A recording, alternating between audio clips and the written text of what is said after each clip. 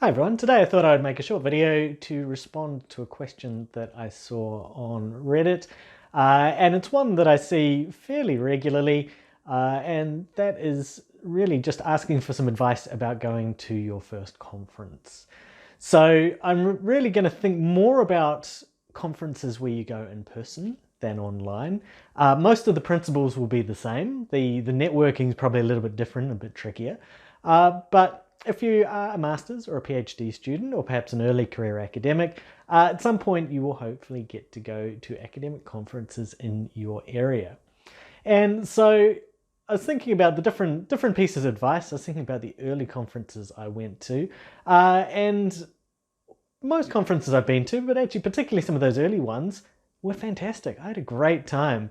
And so my first piece of advice is really to have fun. This is a great opportunity to be able to meet and network with people who are in your field. You have the potential to learn a lot. It's just really fantastic.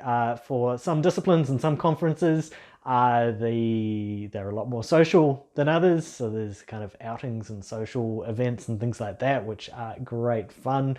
My experience hanging out with a whole lot of PhD and professors and really smart people can be really great. Really, there's every conference I've been to, there's been really great, interesting, fun, outgoing people, and I've just had this really great time. So have fun. And one of the ways to have fun is going to be by meeting new people. If you're doing a PhD, there's a good chance you could be an introvert. Not absolutely, but certainly there's a lot of us that are somewhat introverted. And so you might have to challenge yourself a little bit. But really just talk to people. Talk to as many people as you can. As you talk to people, one thing that I really like is once you've kind of talked to a couple of people, the first few is the hardest, particularly if you don't know anyone. But when you're talking to someone, you've got a good rapport, it's kind of getting towards the end of the conversation, then just say, well, who else should I talk to here? And normally, particularly if it's someone that's been to the conferences before, they'll have a bit of a think and they'll go, well, you really should go and talk over here to this person. And they'll often take you over, they'll introduce you. And so once you've made those first couple of connections, actually it starts to just generate itself after that. You'll get introduced to people, you chat to them, you can ask them about their research.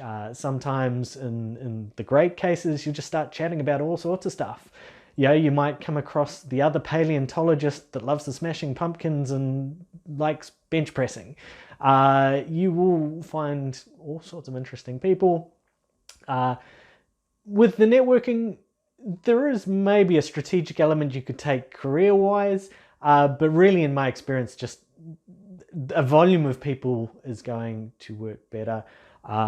If there are particular really notable people in your field, try and talk to them. This is one of the few opportunities you might get to talk to them. But do keep in mind that lots of other people will be trying to talk to them as well. So it's not always the easiest. So have fun, socialize and network. If you are presenting, then there's a lot that we could talk about in terms of presentations. I'll probably make a separate video on that. But really, to me, the key things is to have practiced your presentation and make sure that it comes in well under time.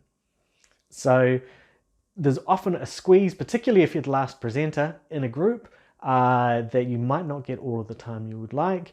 And if you are given a certain amount of time, I always try and go under. I'm pretty bad at it because I tend to talk more than I should. But if you aim to go under, that will give more time for questions. And so not only is it kind of a really polite thing to do, really helps kind of with the conference management, but actually that interacting with the audience, getting questions is going to be much more helpful to you. So make sure you've practiced, make sure that you're going to go under time, have nice clear slides, don't fill the slides up with too much material. There's a whole lot more I could say about that, but that can be another video for another day. So have fun, socialize, have a nice prepared presentation. Really, that's it. I guess if you're going overseas, make sure you know where you're going, how to get there. visas, passports, currency, all that kind of travel stuff. Unfortunately, at the moment, there's not much of that. But really, that's pretty much it. If you're doing a virtual conference, so online, just think about all of the usual Zoom rules. So have the microphone muted, think about microphone muting. If you're going to be on camera, make sure you think about kind of the camera quality, the background, things like that. And other than that, have a great time. Take the opportunities to get to conferences when you can. They're an excellent professional development opportunity, and they're a lot of fun.